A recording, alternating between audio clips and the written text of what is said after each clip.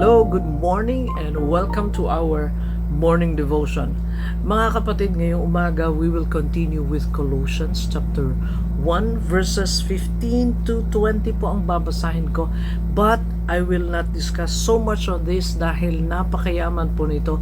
Next week, I will still dwell in these verses. No, so sabi po ni Pablo dito, if your Bible is NIV, meron po siyang subtitle and it says here, the supremacy of the Son of God. No. The Son is the image of the invisible God. Who is the Son? That is Jesus Christ. Kaya po meron akong background dito na si Jesus. Of course, He is a shepherd, but He is the image of the invisible God. Yung Diyos na hindi nakikita, nagkatawang tao sa pamamagitan ng Panginoong Jesus. The firstborn over all creation. So, wala pang lahat, nariyan na ang Panginoong Jesus. For in Him, all things were created. For in Him. No, ang kadahilahanan ng lahat ng mga nalikha sa pamamagitan niya. Things in heaven and on earth, visible and invisible, whether thrones or powers, rulers or authorities, all things have been created through Him and for Him. Through Him and for Him. In Him, through Him, and for Him. Yung po tignan natin yung mga prepositions na yun. Ang titindi ng mga sinabi at binanggit ni Pablo dito. Ibig sabihin mga kapatid, ang lahat, kasama tayo, kasama ang mga bagay na hindi natin nakikita. Kahit yung pong mga trono, mga nagahari-hari o nagahari-harian, no, lahat ng mga namumuno, ang Panginoong Jesus ang above all these things. Wala pong iba. Lahat ng mga nabanggit dito, authorities, rulers, thrones and powers, lahat ng yun, ang Panginoong Jesus ang above all those things. Kaya ipinapakita ni Pablo kung sino ang Panginoong Jesus. And remember, Paul was against the Lord Jesus Christ before. He was the persecutor. Sabi nga niya sa sarili niya, hindi siya worthy na tawaging apostle because he persecuted the church. No? But he became the follower of the Lord Jesus Christ after he had that personal encounter when Jesus intervened His plan against the Christians. So, makita natin dito, dahil sa kanyang personal encounter with the Lord Jesus Christ, naging bold si Pablo at ipinakilala niya ang Panginoong Jesus. Etong verses na ito mga pakat, bakit niya sinabi ito? Because the Colossian believers or the Colossian believers are being taught or meron pong nag-infiltrate, meron pong pumasok sa kanila ng katuruan. At yung katuruan na yun, nagtuturo ng ibang ebanghelyo, no? And Paul wanted to redirect them to the Lord Jesus Christ. Wala nang ibang kaligtasan at wala nang ibang magbibigay sa atin sa kanila ng kaligtasan at kahit po sa atin, kundi ang Panginoong Jesus lamang.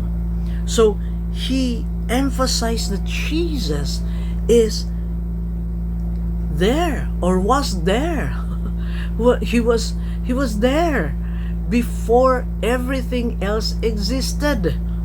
Kaya nga po sa John 1 verse 1 ang sinabi po ni John doon, di ba? In the beginning was the Word. Jesus is the Word, and the Word was with God. Kasama niya ang Diyos Ama, and the Word was God. That Word is the Lord Jesus Christ. And the Word became flesh and dwelt among us. When God created the world, He spoke the Word. Let there be light, and there was light. You see how powerful the Lord Jesus Christ is. Kaya nga po mga kapatid, pag pinagpatuloy natin dito sa verse 15, sabi po ni Pablo, He is before all things. Kaya nga po bago ang lahat. Nariyan na siya. And in Him, all things hold together. Sa Panginoong Jesus, dahil sa Kanya, all things hold together. The creation, the universe, yung mga planets, walang collision because God holds together. Even may mga predictions pa niyan. Antayin natin ang kalooban ng Panginoon. Hindi kayang isipin ng tao, kahit sukatin ng tao ang panahon dahil ang Diyos lamang ang nakakaalam. He is the one who holds all things together. Kahit po, let me stop there. Kahit po sa buhay natin, napakarami mang mga problema, napakarami mang mga bagay na hindi ka nais-nais at hindi natin gusto na nangyayari sa atin. It's as if hindi na natin mahawakan, makontrol. Remember this, Jesus is the holder, the sustainer of all things. He holds all things together. Sa buhay po natin, kung nakay Kristo tayo, He can hold our life, our family together.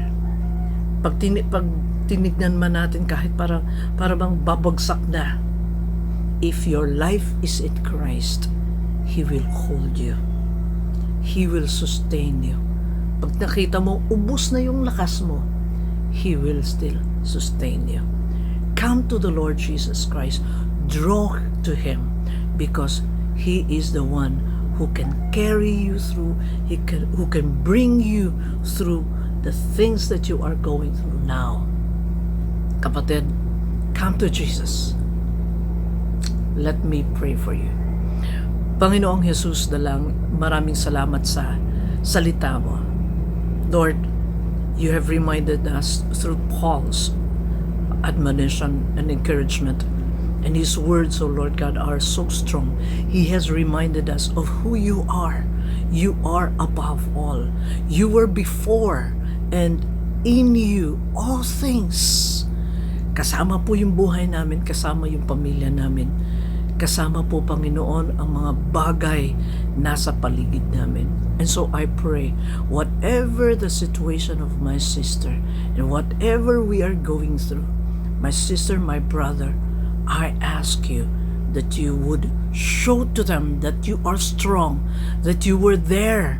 Hindi mo sila iniiwanan because you existed before all these things happened. At dalangin ko po, Panginoon, na ilagak nila lahat sa iyo. They would learn how to lay all things before you, O God. Thank you, Lord. Show them that you are strong, stronger than what they have believed. Thank you, Father. In Jesus' name we pray. Amen. God bless po and have a wonderful walk with Jesus today.